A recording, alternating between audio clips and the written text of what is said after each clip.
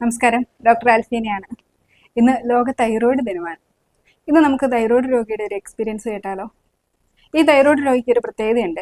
ഞാൻ പല വീഡിയോസിലും പറയാറുണ്ട്, പല ആളുകൾക്കും തങ്ങളുടെ ബുദ്ധിമുട്ടുകൾ തൈറോയിഡിൻ്റെതാണെന്ന് മനസ്സിലാക്കാതെ പറ്റുന്നില്ല എന്ന്. കാരണം അവർ പോയിട്ട് ബുദ്ധിമുട്ടുകൾ വരുമ്പോൾ TSH പോയി നോക്കും, TSH നോർമലാണ്. പക്ഷേ ബുദ്ധിമുട്ടുകളെല്ലാം കൂടി വരുന്നു. അതിന് പോയിട്ട് മരുന്നുകൾ കഴിക്കുന്നു, മരുന്ന് കഴിക്കുമ്പോൾ കുറയും, വീണ്ടും ഇതേ ബുദ്ധിമുട്ടുകൾ വരുന്നു. അപ്പം ഇങ്ങനെ കാലാകാലങ്ങളായിട്ട് കുറേ വർഷങ്ങളായി, 10-12 വർഷങ്ങളായിട്ട് ഇതുപോലെയുള്ള ബുദ്ധിമുട്ടുകളൊക്കെ അനുഭവിച്ചുകൊണ്ടിരുന്ന ഒരാൾ ഇപ്പം നമ്മുടെ കൂടെ ഉണ്ട്. നമ്മുടെ അടുത്ത് വന്ന് ട്രീറ്റ്മെൻറ്റ് എടുത്തു. ഇവിടെ വന്നപ്പോഴാണ് ഇത് ഹാഷിമോട്ടോസ് തൈറോയിഡൈറ്റിസ് ആണെന്ന് കണ്ടുപിടിക്കുന്നത്. അപ്പോൾ അതനുസരിച്ചിട്ടുള്ള ചികിത്സ കൊടുത്തു. അവർക്കുണ്ടായിരുന്ന ബുദ്ധിമുട്ടുകളും അവർക്കുണ്ടായ മാറ്റങ്ങളും ഒക്കെ നമുക്കൊന്ന് കണ്ടു നോക്കിയാലോ? എന്തൊക്കെയായിരുന്നു ബുദ്ധിമുട്ടുകൾ? എനിക്ക് ഭയങ്കര ക്ഷീണം, തലവേദന, ഇടയ്ക്കിടയ്ക്ക് പനി, പിന്നെ ശരീരത്തിന് വേദന, നെഞ്ചിടിപ്പ്, നെഞ്ചിൻ്റെ അകത്ത് കിടന്ന് ഇങ്ങനെ ഇരിക്കുക, കുറച്ച് നടക്കുമ്പോൾ ശ്വാസം മുട്ട്, കിതപ്പ്, എന്തെങ്കിലും ജോലി ചെയ്യുമ്പോൾ വിഷമം, കിടക്കണം, ശരീരം നല്ല ചുട്ടുപൊള്ളുന്ന പോലെയുള്ള ചൂട്, മുടി കൊഴിച്ചിൽ. ഇതൊക്കെ തുടങ്ങിയിട്ട് എത്ര കൊല്ലമായി? അത് 12 വർഷം. 3-4 വർഷമായിട്ട് സ്ഥിരം ഉണ്ട്. നടക്കുമ്പോഴത്തേനും കതയ്ക്കുകയും ചെങ്കിൻ്റെ അകത്ത് കിടന്ന് ഇടിക്കും. കൂടെ പനി വരുമായിരുന്നു? ആഴ്ചയിൽ ഒരു 3-4 ദിവസം പനിക്കും. അതുപോലെ 5 ദിവസം തലവേദന ആയിരിക്കും. യാത്ര ചെയ്യാൻ പറ്റില്ല, ഒരു വെയിൽ കൊള്ളാൻ പറ്റില്ല, എന്തെങ്കിലും ഒരു വിറവ് എടുത്ത് പൊട്ടിക്കാൻ പറ്റില്ല, കുനിഞ്ഞെന്തെങ്കിലും ചെയ്യുമ്പോഴേക്കും തലവേദന. അത് ശരി. പനി വരുമ്പോൾ ഹോസ്പിറ്റലിൽ പോകും, മരുന്ന് വാങ്ങിക്കും, കഴിക്കും, മാറും, വീണ്ടും പിന്നെ. അപ്പൊ ഇതിന്റെ പുറകിൽ എന്നാന്നുള്ള കാര്യങ്ങളൊന്നും കണ്ടുപിടിച്ചിട്ടില്ല. എപ്പോഴാ കണ്ടുപിടിക്കുന്നേ? ഞങ്ങൾ യൂട്യൂബിൽ നിങ്ങളുടെ റിപ്പോർട്ട് മനസ്സിലാക്കുന്നത്, ഒരു വീഡിയോ കണ്ടു. ആ വീഡിയോ മനസ്സിലാക്കിയപ്പോഴാണ് ഞങ്ങൾക്ക് അതിന്റെ അനുഭവം കണ്ടെത്തുന്നത്. അനുഭവം എന്താണെന്ന് അറിയാൻ വേണ്ടിയാണ് ഇവിടെ വന്നത്. വന്നപ്പോ മനസ്സിലായി രോഗം കണ്ടുപിടിക്കാനും അങ്ങനെ ചികിത്സിക്കാനും കഴിയുന്ന ആളാണ് ഡോക്ടർ എന്ന് പറയുന്നത്. അപ്പൊ ഇന്ന് ലോക തൈറോയ്ഡ് ദിനമാണ്. നമുക്കുള്ള അസുഖം എന്താണെന്ന് നമ്മൾ കണ്ടുപിടിച്ചേ? തൈറോയിഡിന്റെ പ്രശ്നമായിരുന്നു അല്ലെ? ആന്റിബോഡീസ് കൂടുതലായിരുന്നു. ഹാഷിമോട്ടോസ് തൈറോയിഡൈറ്റിസ് ആയിരുന്നു. എല്ലാം HB ഒക്കെ തീരെ കുറവായിരുന്നു അല്ലെ? ഹീമോഗ്ലോബിൻ കുറവാണ്. ESR 96 ആയിരുന്നു.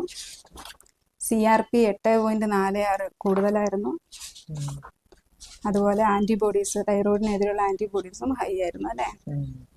എന്നിട്ട് ഇപ്പം വന്ന് നമ്മുടെ ട്രീറ്റ്മെന്റ് ഒക്കെ എടുത്തു, തൈറോയിഡ് ആണെന്ന് കണ്ടുപിടിച്ചു, നമ്മുടെ ചികിത്സ തുടങ്ങി.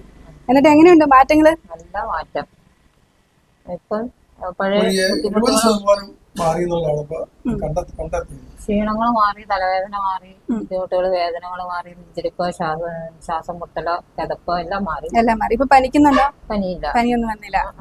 ഒരു പനിയെങ്ങാണ്ട് വന്നോളൂ. ചെറിയ രീതിയിൽ അത് നമ്മുടെ രീതിയിൽ തന്നെ ചികിത്സിച്ചു മാറ്റി അല്ലെ? പിന്നെ ഇപ്പം ജോലിയൊക്കെ ചെയ്യുന്നുണ്ടോ? കിതപ്പുണ്ടോ ഇപ്പം? ഇല്ല. നെഞ്ചിടിപ്പുണ്ടോ? ഗ്യാസിന്റെ ബുദ്ധിമുട്ടുകള്? രാത്രി നന്നായിട്ട് ഉറങ്ങാൻ പറ്റുന്നുണ്ടോ? രാവിലെ ഫ്രഷ് ആയിട്ട് എണീക്കാൻ പറ്റുന്നുണ്ട്? പീരീഡ്സ് ആകുമ്പോ ബുദ്ധിമുട്ടില്ലായിരുന്നോ? എന്തൊക്കെയായിരുന്നു? ബ്ലീഡിങ് എങ്ങനെയുണ്ടായിരുന്നു? അന്ന് 2 ദിവസം റെസ്റ്റ് ആയിരുന്നോ? കിടപ്പായിരുന്നോ? കിടപ്പായിരുന്നു. ഇപ്പൊ അങ്ങനത്തെ ബുദ്ധിമുട്ടുണ്ടോ?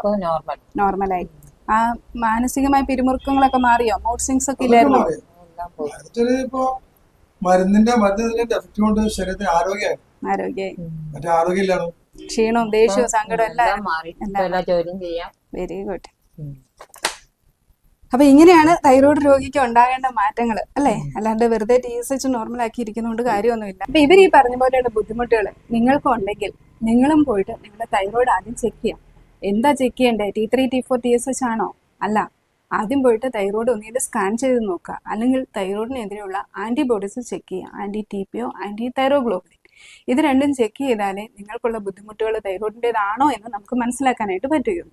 ഇപ്പം ഇവരെ സംബന്ധിച്ച് കേട്ടില്ലേ ഇവരുടെ അനുഭവം? ആഴ്ചയിൽ ഹോസ്പിറ്റലിൽ പോകുന്നു, മരുന്ന് കയറ്റുന്നു, അത് കഴിയുമ്പോൾ വീണ്ടും ഇതേപോലെയുള്ള ബുദ്ധിമുട്ടുകൾ വരും. അപ്പം ഇങ്ങനെയുള്ള ബുദ്ധിമുട്ടുകൾ അനുഭവിക്കുന്നവർക്ക് ആദ്യം ഒന്നാമതൊരു പേടിയുണ്ടാവും. കാരണം ഇത് എന്താണെന്ന് കണ്ടുപിടിക്കാൻ പറ്റുന്നില്ലല്ലോ. പിന്നെ പൈസ ചിലവാകുന്നു, ആരോഗ്യം നഷ്ടപ്പെട്ടുകൊണ്ടേ ഇരിക്കുന്നു. ഇവരെ സംബന്ധിച്ച് 2-3 വർഷം കിടപ്പായിരുന്നു. ഇപ്പോഴാണ് അവർക്ക് ഒരു ജോലിയൊക്കെ ചെയ്യാനും കാര്യങ്ങളൊക്കെ നല്ല സ്മൂത്തായിട്ട് ചെയ്യാനും ഒക്കെ പറ്റുന്നത്.